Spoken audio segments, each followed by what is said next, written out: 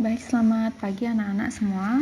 Jadi pada hari ini Ibu akan membahas terkait dengan materi fungsi komposisi dan fungsi inverse ya. Jadi tidak terasa kita sudah sampai pada bab 2 ya. Yang akan Ibu fokuskan untuk Ibu bahas itu mengenai komposisi fungsi ya. Jadi untuk pertemuan selanjutnya baru kita akan membahas terkait dengan fungsi inverse fungsi ya. Jadi untuk komposisi fungsi di sini Ibu akan membahas terkait dengan operasi aritmatika fungsi, kemudian operasi komposisi fungsi, dan aplikasi komposisi fungsi. Oke, langsung saja untuk operasi aritmatika fungsi. Di sini ada operasi aljabar pada fungsi, terdiri dari 4, yaitu penjumlahan, pengurangan, perkalian, dan pembagian. Jadi kalian bisa lihat sendiri ya untuk ketentuannya seperti apa. Ibu langsung saja ke contoh. Jadi di sini ada fx sama dengan 4x kuadrat, kemudian gx sama dengan x min 3, dan hx sama dengan x plus 2. Nah, untuk penjumlahan, jadi f ditambah dengan g di sini, itu sama dengan fx plus gx ya. Karena fx-nya itu sama dengan 4x kuadrat, gx-nya sama dengan x min 3, jadi langsung saja itu dijumlahkan ya. Nah, Ibu coba berikan contoh yang berbeda ya. Di sini misalkan Ibu gunakan fx-nya ya. Fx-nya misalnya 2x kuadrat. Kemudian gx-nya misalnya x kuadrat min 2x gitu ya, misalnya 2x plus 1 gitu misalnya. Jadi f plus gx-nya di sini itu kan sama dengan 2x kuadrat plus x kuadrat min 2x plus 1. Nah, ada nggak yang variabelnya sama? Oh, ini ada memuat x kuadrat, ini juga x kuadrat. Ya, koefisiennya ini kita operasikan ya. Di sini kita jumlahkan 2 ditambah 1 di sini kan. Jadi 3x kuadrat min. Nah, ini ada nggak yang variabelnya x lagi? Selain min 2. Oh, ternyata nggak ada. Berarti langsung aja min 2x plus 1. Jadi itu hasilnya ya. Jadi 3x kuadrat min 2x plus 1. Nah, kemudian untuk yang pengurangan. Nah, untuk pengurangan ini kan 3x gx ya, gx min hx. Nah, gx-nya di sini kan x min 3. Hx-nya itu adalah x plus 2 ya. Jadi langsung saja kita keluarkan ya. Kita hilangkan ini tanda kurungnya sehingga menjadi x min 3 min x min 2. Nah, x dikurangi x habis ya. Jadi sisa min 3 min 2 itu sama dengan min 5 ya. Nah, kemudian untuk perkalian, f kali hx itu sama dengan fx kali hx. Fx-nya berapa? Oh, fx-nya 4x kuadrat, hx-nya x plus 2. Udah langsung aja, 4x kuadrat kalikan dengan x, itu hasilnya 4x pangkat 3 ya. 4x kuadrat kali 2 sama dengan 8x kuadrat. Sehingga hasil akhirnya 4x kuadrat, 4x pangkat 3 ditambah 8x kuadrat gitu ya. Nah, kemudian untuk pembagiannya f per gx ya kan. Nah, fx per gx, fx-nya berapa? 4x kuadrat, gx-nya x min 3. Berarti hasilnya itu ya. Kalau misalkan bisa disederhanakan ya sederhanakan lagi. Nah, contohnya misalkan fx itu sama dengan x kuadrat min 1 ya, kan per gx nih, jadi dibagi dengan x plus 1 misalnya. Nah, ini x kuadrat min 1 bisa nggak difaktorkan?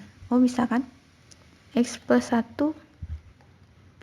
x min 1 ya kan. Nah, di bawahnya x plus 1.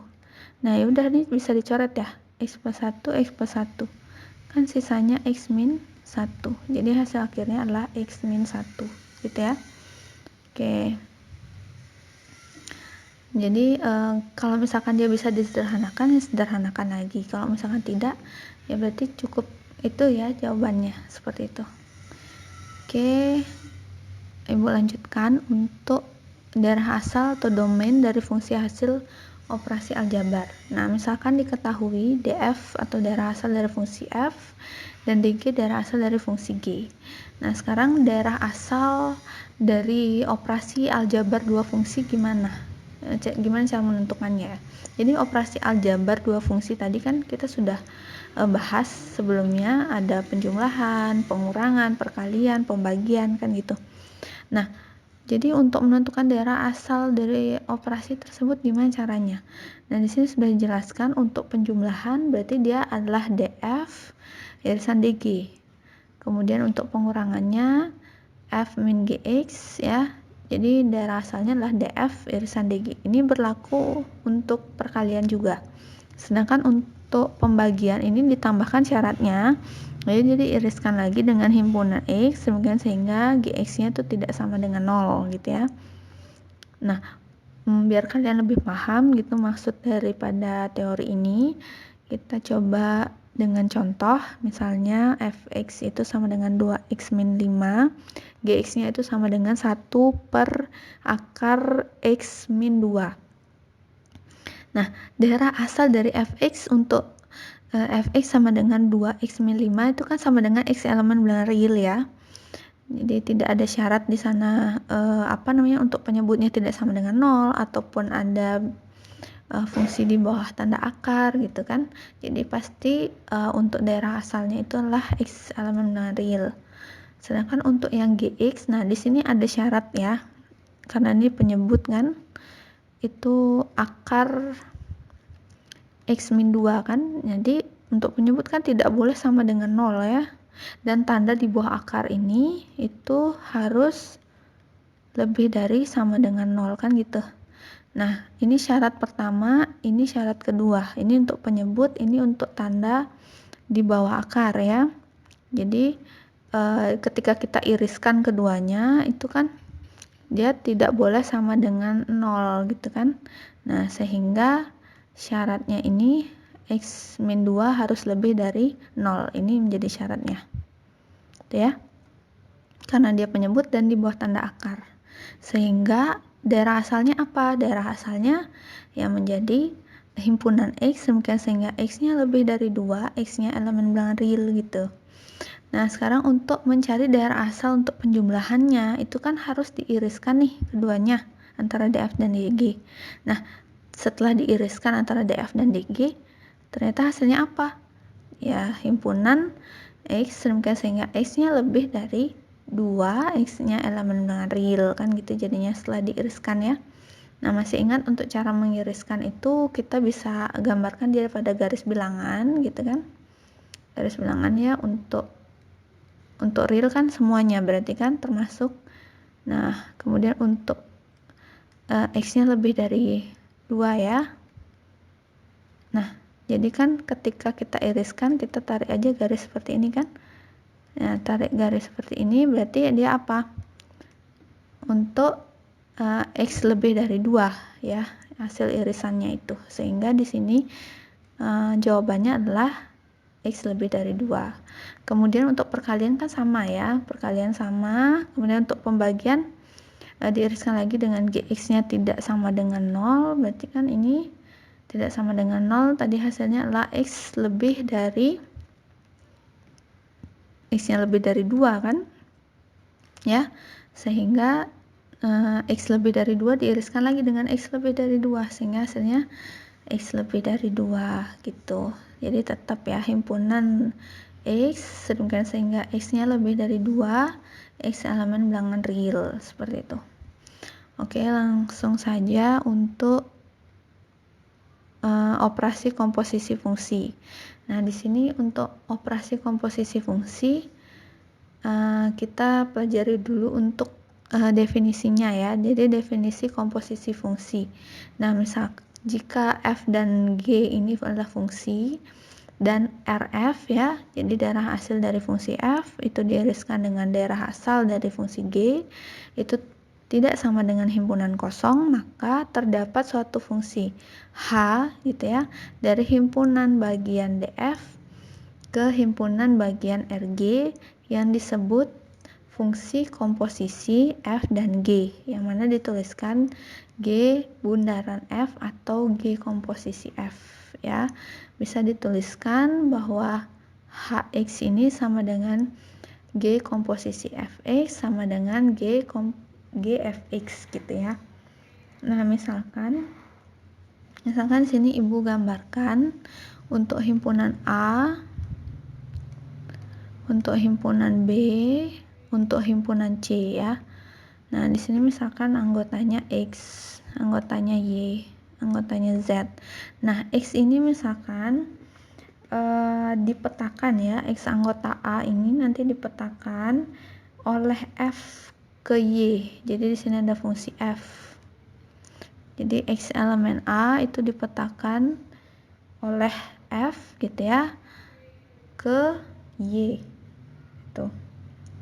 Nah, kemudian dari Y ini dipetakan lagi, dipetakan oleh G gitu ya. Dipetakan oleh G ke Z.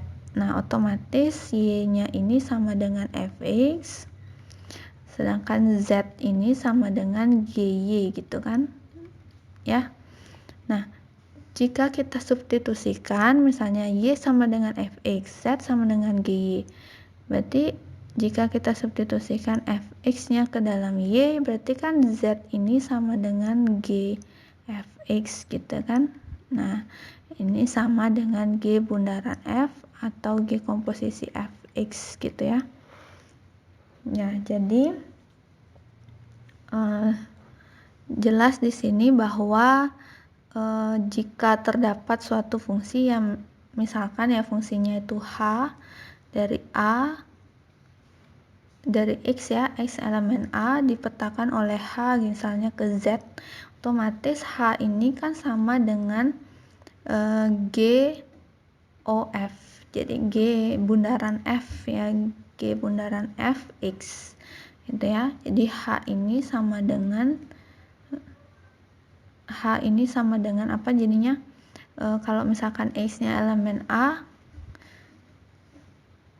X-nya elemen H, berarti Hx gitu ya. Hx ini sama dengan Z gitu ya. Hx-nya sama dengan Z gitu. Ya, jadi H itu sama dengan G bundaran Fx atau GOFX. Kemudian Hx-nya itu sama dengan Z. Gitu ya. Oke. Jadi itu, nah kemudian untuk sifat komposisi fungsi. Nah, sifat-sifat komposisi fungsi ini seperti apa? Jadi, yang pertama dia tidak berlaku sifat komutatif. Jadi, G komposisi F itu tidak sama dengan F komposisi G. Kemudian berlaku sifat asosiatif. Jadi, F komposisi G komposisi H itu sama dengan F komposisi G komposisi H. Gitu ya. Kemudian berlaku sifat identitas. Jadi F komposisi identitas itu sama dengan I komposisi F gitu ya, identitas. Nah, hasilnya apa? Hasilnya adalah F. Jadi sama dengan F dia. Nah, kemudian langsung dicontoh ya. Nah, untuk contoh soal, jadi misalkan Fx-nya ini sama dengan X kuadrat ya. Misalkan X kuadrat min 2X plus 2 dan Gx-nya adalah X plus 1. Nah, sekarang kita selidiki apakah F komposisi G dan G komposisi F itu ada atau terdefinisi. Nah, pertama coba kita gambarkan di sini ya untuk F komposisi G. Misalkan F komposisi G. Berarti di sini G, kemudian di sini F.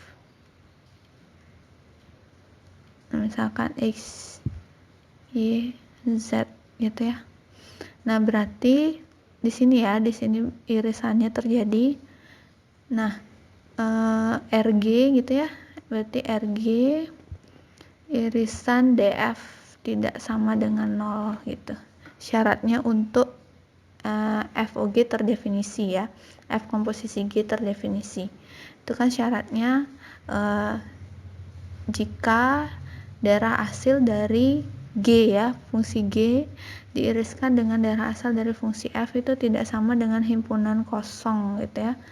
Jadi tidak sama dengan himpunan kosong, baru dia terdefinisi ya. Bukan 0 ya, tapi himpunan kosong ya, himpunan kosong. Kemudian untuk G komposisi F-nya berarti RF ya, RF irisan DG itu tidak sama dengan himpunan kosong gitu ya. Nah, sekarang coba kita bahas. Jadi untuk fx x kuadrat min 2x plus 2, jadi daerah asal ya, daerah asal dari fungsi G itu adalah x elemen bilangan real. Untuk RF nya juga Y elemen bilangan real, DG nya juga X elemen bilangan real, kemudian RG nya Y elemen bilangan real. Jadi semua real semuanya ya. Nah, untuk irisannya gimana? Ya jelas hasilnya real gitu. Berarti ada gitu ya, bukan himpunan kosong. Berarti dia F komposisi G-nya terdefinisi. Terus untuk G komposisi F-nya gimana? Berarti untuk G komposisi F-nya berarti kan dia sama dengan RF irisan DG ya. Itu kan sama dengan real. Berarti bukan himpunan kosong. Berarti dia juga terdefinisi gitu.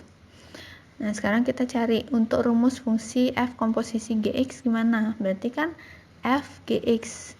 Gx-nya tadi apa? Oh, Gx-nya X plus 1. Berarti F X plus 1. Substitusikan aja X plus 1 ini ke dalam rumus daripada Fx gitu. Jadi X-nya di sini diganti sama X plus 1 gitu ya. Ini juga X plus 1.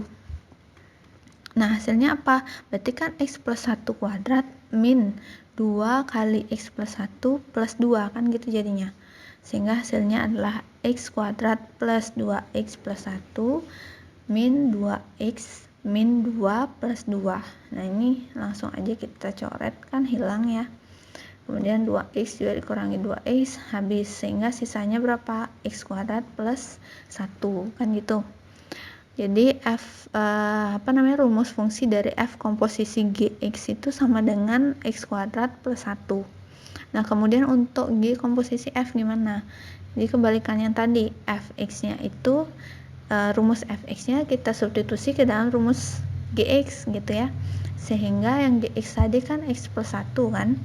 Jadi karena Fx-nya itu sama X kuadrat min 2X plus 2, jadi X kuadrat min 2x gitu ya plus 2 plus 1 gitu jadinya ya, sehingga hasilnya adalah x kuadrat min 2x plus 3 gitu.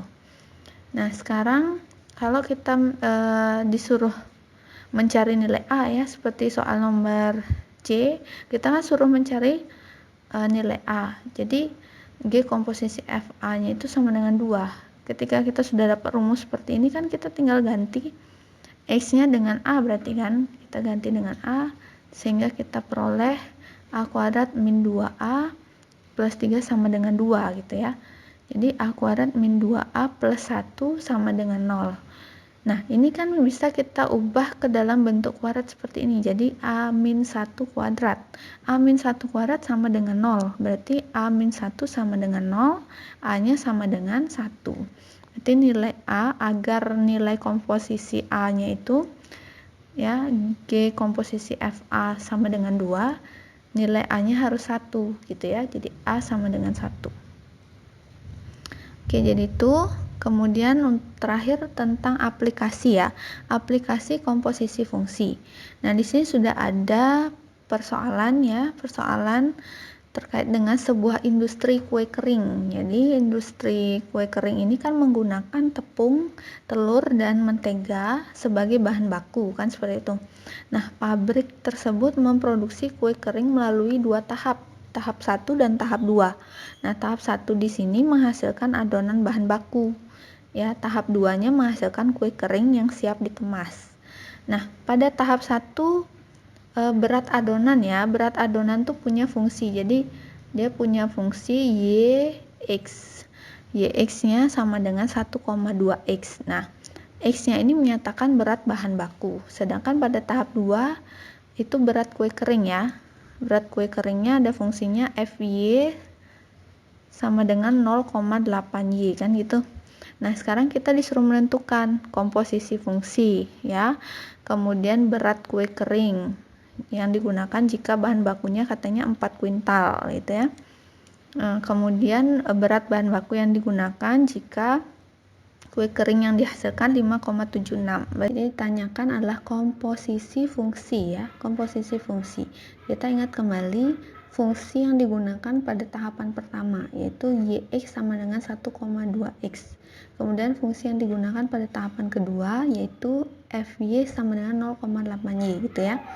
Nah, berarti kan komposisi fungsinya tadi kan sudah sempat Ibu berikan contoh ya. Jadi kan menjadi f komposisi y(x). Jadi dari tahapan kedua baru ke tahapan pertama gitu kan. Nah, f komposisi y(x) gitu. Nah, sekarang f komposisi y(x) kan sama dengan f y(x) gitu ya. Nah, y(x)-nya apa?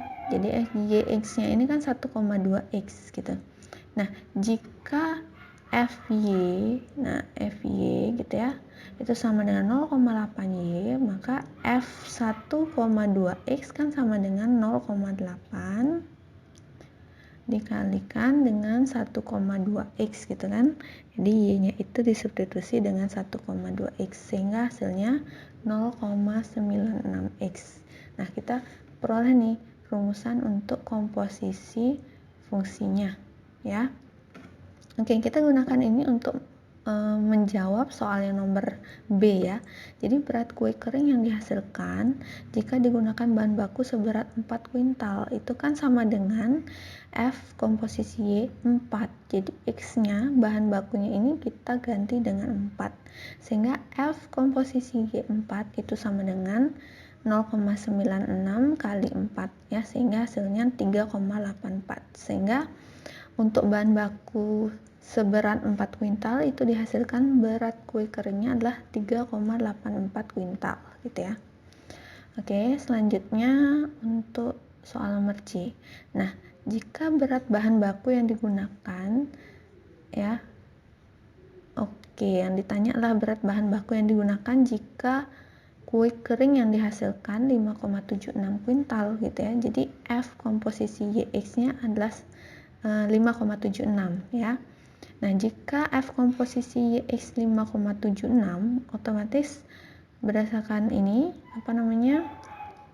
rumus fungsinya sebelumnya ya, 0,96 itu sama dengan 5,76. Berarti X-nya itu sama dengan 6 ya. Diperoleh dari apa? Dari 5,76 dibagi 0,96 gitu ya. Hasilnya 6. Sehingga berat bahan baku yang digunakan adalah 6 kuintal gitu ya. Oke, jadi itu adalah contoh daripada aplikasi ya, penerapan rumusan ataupun teori ya, teori komposisi fungsi dalam kehidupan sehari-hari gitu ya. Jadi tidak ada salahnya kalian belajar terkait ini karena ini bisa kalian terapkan untuk memecahkan permasalahan sehari-hari. Seperti itu ya. Oke, jadi untuk contoh lainnya kalian bisa lihat di buku ya, di buku yang kalian pegang bisa di LKS Intan Pariwara maupun dari sumber lainnya ya. Tuh, jadi banyaklah berlatih sehingga kalian bisa lebih memahami pembelajaran kali ini. Oke, itu saja untuk pembahasan.